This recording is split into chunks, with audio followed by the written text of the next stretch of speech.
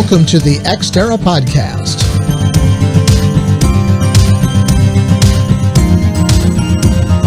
The Xterra mission is to explore and discuss the business of space and its effect on the national and global economy, as well as life on Earth. How does what happens in space affect your life every day? That's what we're exploring on the Xterra website, as well as on this podcast.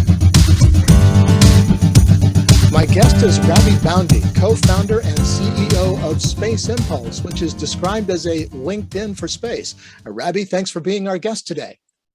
Thanks for having me. Great to be here. Great to have you. Let's start off talking about your background a little bit. So tell us a little bit about yourself. So my background is not from space. I'm a space nerd since I was a child, but my background is from computer science. I used to work in telecom. I used to have also a mobile apps and games company in the past. One day I decided, let's try to focus my career on the space industry, which is what I always loved. And so I decided to go to the International Space University. They had this nice executive course, which was 1 week. It was perfect for me. And I realized there were so many startups going on the space industry. And that was in 2017. And at the time, I thought I knew a lot about space, NASA, ESA, all that stuff. I realized I didn't know anything. There were so many startups and small companies out there doing amazing stuff. And I said, I want to be involved. And I decided to combine what I know, which is IT and software, with what I love, which is space. So I started thinking about ways of combining that. And the first idea was like a B2B marketplace for the space industry, right? Sort of Alibaba for space. The thing, I was very naive, and I didn't think about ITAR and all that stuff. And I realized the hard way that people in the space industry are not going to just start selling stuff like on Amazon. There are lots of things involved on it. Which now I get it after almost 5 years working with space professionals. Right. But at the time I had no idea, and I thought, okay, let's do it like every other industry has been, disrupted with marketplaces and all that stuff, removing middlemen. In the space industry, it's not that easy.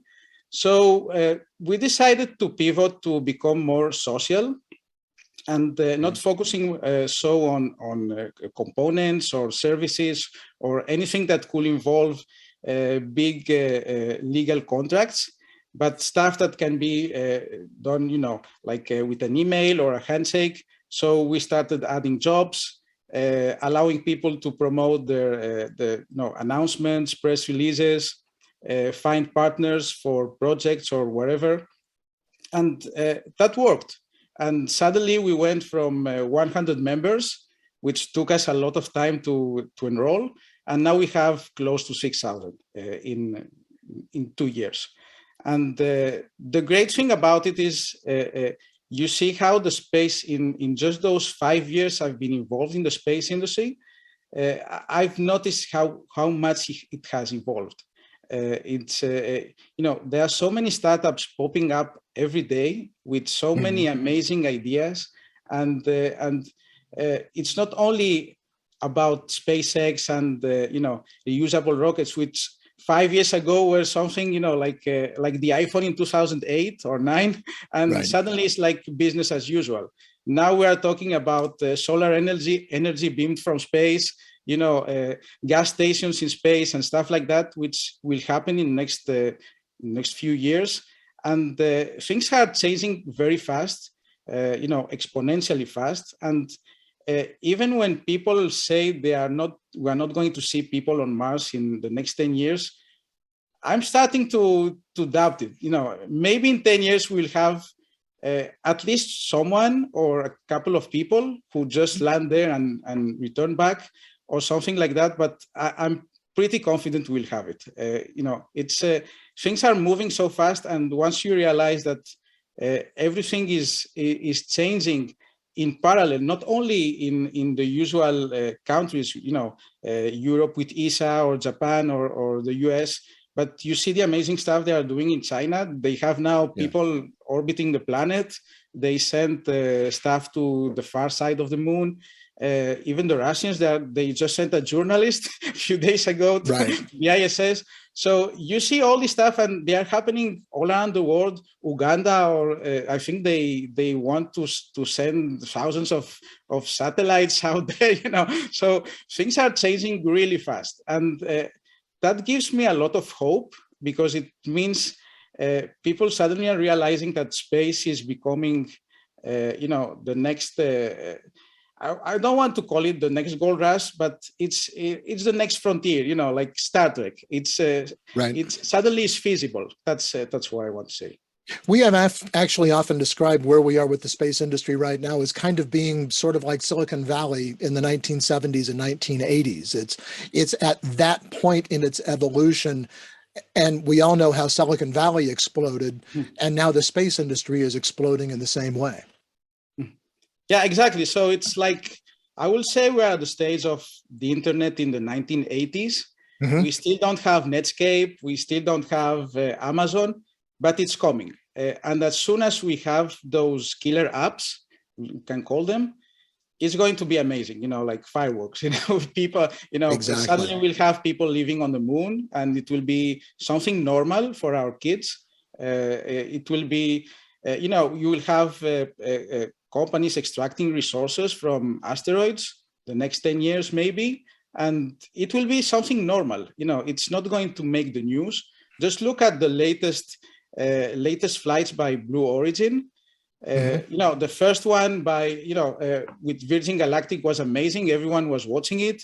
The one with Jeff Bezos, the same. The second and third one with Blue Origin, I think most people didn't realize. Are still not the space nerds. Nobody who, my wife didn't know about it, for example. And even with the flight with William Shatner. But the first one with Bezos and Richard Branson, everyone was talking about them. It was something like an event, a global event. Maybe not the same level as the moon landing, but most of the average people were aware of it, which for me it's amazing. It shows how space is becoming more is getting more into the minds of people, and it's also good because it's inspiring kids. So let's talk about Space Impulse for just a moment. When somebody comes onto the Space Impulse website and gets ready to sign up, what are they going to see? Is it going to be a lot like almost any other social media site that they would come across? So what we are doing is not reinventing the wheel. What works for LinkedIn works with us. So what we have done is as a social/professional network exclusively for the space industry. You are not going to find inspiring quotes from Steve Jobs or stuff like that. You are only going to find space news, people sharing stuff about space, and only people who are related to space in some way. Either they are space professionals, astronomy enthusiasts, space nerds, but those are the kind of people you will find. And the beauty about it is the space industry. One thing I realized as an outsider is pretty fragmented, despite the fact that everyone has the same objective, which is exploring space, landing on the moon, whatever.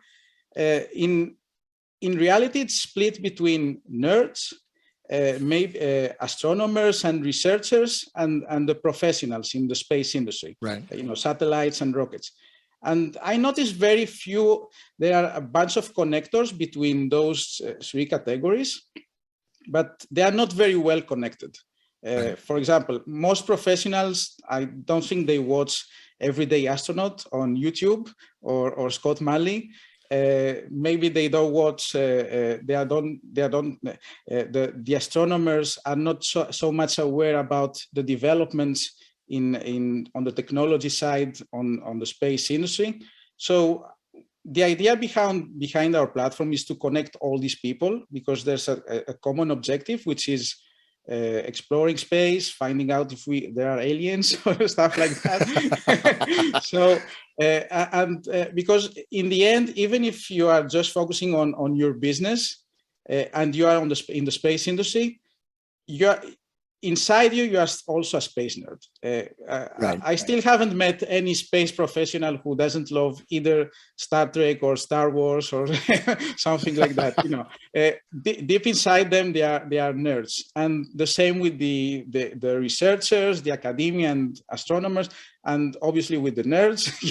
So all of them they share that in common, and if all these people exchange ideas and opportunities, because on our platform you can post all sorts of opportunities related to space, not only jobs or partnership requests, but you can also share if you are doing some educational stuff and you want to engage with the industry. Let's say you are a school, and actually we had that. We had a kid from some school. They wanted to send some bees to the ISS. And the girl created a listing for a fundraising to gather funds so they can help her and the other students to send some bees to the ISS. Sure.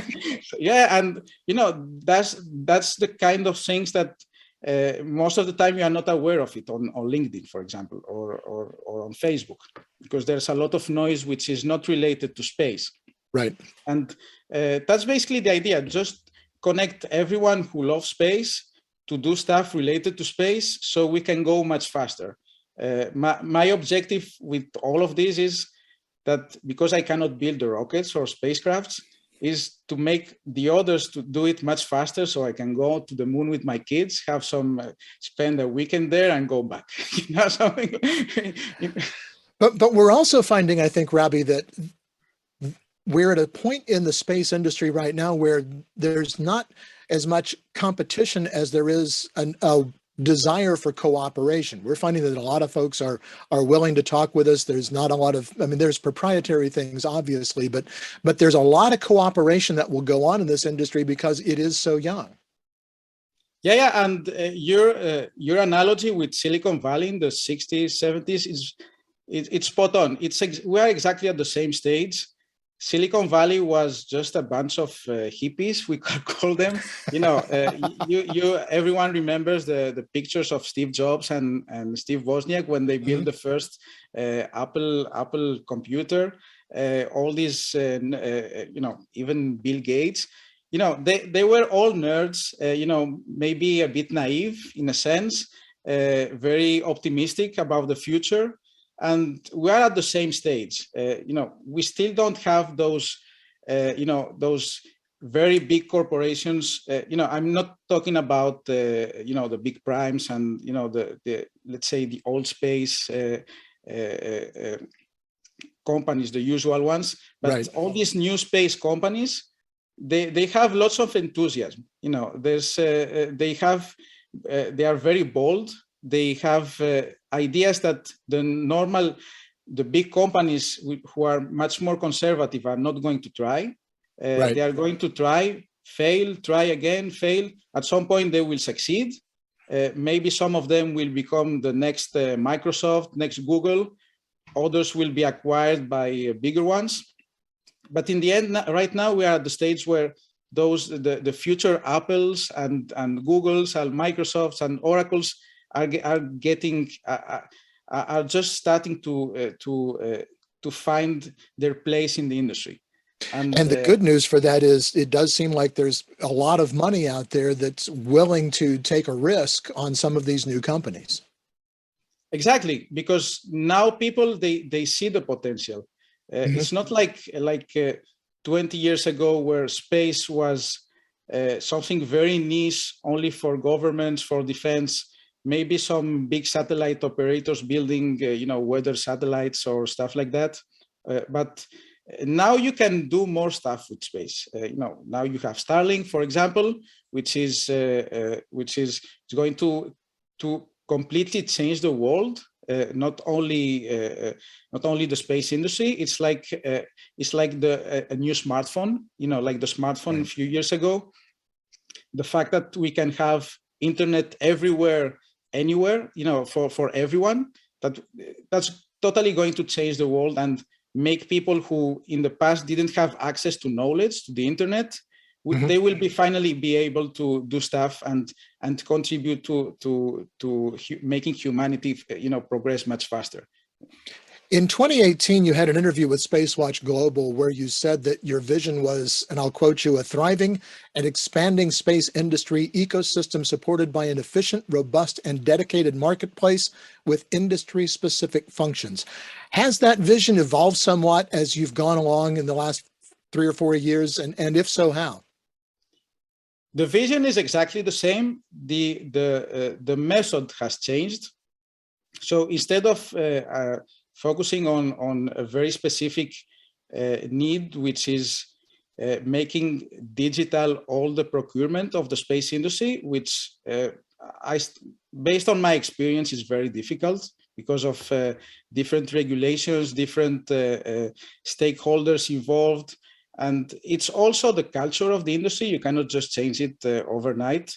There's a culture of first thing you do when you meet someone in the space industry is to sign an NDA, sometimes even to say hello. So those kind of things are not going to change. They also happened in the past in other industries. So it will take some time. But eventually, now that you have even kids building CubeSats and people building actual satellites, which are actually flying, orbiting the planet, built with components bought from eBay, this is changing. So with time, we will have all this stuff will shift to become more digital, maybe with some specificities for the space industry. Maybe make it more streamlined to get permission for ITAR components, stuff like that. I don't know. Those are things that need to be, it's not only about the technology, but it's also about the regulation on each country, for example, which is not something so easy to change. But the fact that you can connect people and just create that first contact through the internet, through a platform like ours, it's already a big win. In the past, you needed, and especially before COVID, you needed to go to trade shows for people to know what you are doing. Right now, with a platform like ours, it's basically a trade show 24/7. You can have your online presence. You can interact with people from the space industry all the time. We have a functionality. You can post all your products and services. You can post even your RFPs and RFIs, RFQs if you are looking to that. For that, and people will see that on a weekly newsletter, for example, which is very convenient. You don't need to wait, every 3 months if you are going to the big trade shows, or every year or whatever, and spend thousands of dollars just to have a booth and wait there, for people to pick your leaflet or whatever. So now you can do all of that online. It's more efficient. Obviously, it's less personal. That's I don't see in-person events disappearing. It makes no sense that they have their place because of the. We are all humans, and we like to talk to people in person, and that's not going to change. But you can still be more efficient, and you can be more strategic about where you go to present your products, and when you can just do it, leverage online platforms to do that, for example. I'm talking with Rabi Boundi, co-founder and CEO of Space Impulse, which is described as a LinkedIn for space. Take a moment right now and click on subscribe to be sure you don't miss any of our podcasts, or if you're watching on YouTube, any of the videos from Xterra, the Journal of Space Commerce. Rabi, what's the role of blockchain technology and cryptocurrency as it relates to Space Impulse? So that was something we had. Actually, we started backwards when we started the company. Right. So instead of first building the community, then building the product, and then adding the blockchain functionalities, we started the opposite. We started with the blockchain because it was the shiny, cool things to play with, especially for in my case as a computer engineer. I like to play with, smart contracts and stuff like that because it was fun, but it was not something that the space industry needs. They didn't need it at the time. They still don't need it that much yet. They will need it eventually. Mm-hmm. Because that's how it's progress. How all the same way as you are going all through the internet. Selling through the internet, communicating through the internet. At some point, you will need to have a ledger of what you are doing on the internet, and that's what blockchain offers. So what we did was to leverage blockchain so we can. First of all, notarize contracts on our platform. Mm-hmm. As I mentioned before, the first thing many space folks do is ask for an NDA. We wanted to do that through using blockchain. Also, when you sign, let's say, a launch agreement with a rocket company, mm-hmm. we wanted to notarize it, so you don't need to sign it in person or anything like that. We're talking about 2018. Sure. Have DocuSign and all that stuff, which are more mainstream. The third aspect we had is, at the time we had this pretty advanced marketplace where you could even manage all your suppliers. Actually, we removed that because nobody wanted to use it. The idea was you could coordinate your suppliers, and all the payments were in escrow in a smart contract on the Ethereum blockchain, and based on milestones agreed through another smart contract, you could the funds will be released accordingly. So when you are satisfied with the deliverables from your supplier, you can just press a button and automatically. The exact amount of funds related to that deliverable will be transferred to your supplier. So that's how we were seeing it, but eventually the space industry doesn't. It's not ready yet for that. Most mm-hmm. industries are not ready for that yet. Mm-hmm. So it's not only the space industry, but it's still early stages. The blockchain world, even if it's more mature now in 2022, it's still a bit of the Wild West, lots of experiments.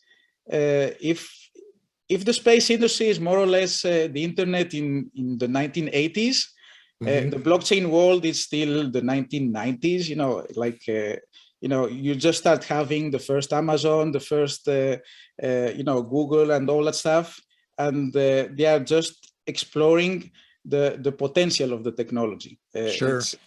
It's shifting more from a speculative thing to something like what can we do with it now? How we can make it, we can use it. Well, of course, you use Amazon as the example, and they started out selling books, and look at them now. Rabi, let's talk a little bit of nuts and bolts. What is your subscriber base? What kind of growth projections do you have, and what's your revenue model? So we currently have close to 6,000 members, all of them from the space industry. That's something we take very much care of. Because the space industry is quite small, it's very easy to spot spammers, and we kick them out if we see somebody is not behaving properly on the platform, or just trying to sell you, I don't know, web development services, stuff like that, which are not relevant. And that's basically the added value compared to, let's say, Facebook or LinkedIn. It's very industry focused, and especially because the space industry is quite small, it's very manageable. Our projections is we actually had this projection for this year to have 10,000 members by the end of the year. Mhm. We're getting close to 6,000. It's not bad. I don't consider it bad. So for the next year, I'm projecting 15,000 or something like that, just because the growth of a social network compounds. There's this network effect. And especially if now that we are offering way much more value now compared to when we started, at least in this year, we have many more functionalities. People are posting more stuff, and we are already finding what people like, which is mostly jobs, internships, finding partners for projects. And we're actually focusing much more on that, which is what the space community is demanding. And the good thing about being a software platform is you can easily go with the flow and focus on what works. We're not building hardware or anything which takes time to change. We can very easily pivot and do things. Our revenue model is exactly like LinkedIn. We're not reinventing the wheel. It's something that works. You have a free membership. You can do lots of stuff. It's perfectly usable. You have an account. You saw how you can do many things. Creating an account takes literally 1 second. You can sign in with your LinkedIn account if you want. And if you don't want, you can just add your email address and the password. You don't even need to add your name. It's that easy. And then the more you complete your profile, the more value you can get, because the platform can give you a more personalized experience. Very similar to LinkedIn. Then you have premium membership, where you get more stuff, a recruiter membership, where they can post an infinite amount of job offers. And then we have an enterprise membership, which is very similar to the like the mix of premium and recruiter, and you get more exposure for your company. We already have 2 enterprise members, one satellite company from Finland and one rocket company from the US. And basically we help them, the enterprise membership, it gives you exposure on our social media. When you post something, it's shown first on the platform, stuff like that. So you recently got involved with an organization called Stellar Modal, which Xterra is also a partner with. How did you get involved with them, and how do you see them making a difference in the space commerce industry? So Stellar Model has a very similar objective to ours, which is connect the space industry. Actually, it's a subset. We want to connect the whole space community. In their case, they also want to do that, but more focused on it's more like a trade association to make it easier for space companies to collaborate. So in that sense, we have a very common objective, which is make the space industry and the space community progress much faster. And in that sense, we are going to start collaborating, just trying to provide more awareness about certain projects, companies doing cool stuff in the space industry, and stuff like that. So basically help if we combine our forces, we can make the space industry just go faster, and that's the main objective. One thing more, Rabi, I want you to look into your crystal ball just a little bit over the next 10 to 15 years and tell me what you see coming in the realm of space commerce. So in the next 10, 15 years, space will be something, I see it like we'll have our Facebook for space, if we are now in 1980, let's say, we'll have our Google for space, our Microsoft, our Facebook maybe. So applications which become mainstream, maybe it will be very common to have stuff built in space and shipped back here. They already started with with fiber optics. That it seems to be like one of the killer apps, let's say, for at least for a start. And space tourism will be something much more affordable, that's for sure. I'm saving as much as I can to go with my kids to the moon. That's something I have, it's like a life's mission to go to the moon. I told my wife if we win the lottery, we're going to space. I get you. So I just see space becoming more part of our life. The great thing about space is it's a new real estate. So right now on planet Earth, we are running out of real estate, because we're basically destroying everything, So and they're not making more dirt. That's and you cannot make more the planet Earth bigger. Right. The same way the internet created digital real estate, which is what you have, like internet data, and websites are basically like houses where you have data inside them and you can learn from them, or you can interact through them. Now they call it the metaverse. We'll have 3D avatars, but the concept is basically the same. Is people interacting in a virtual environment.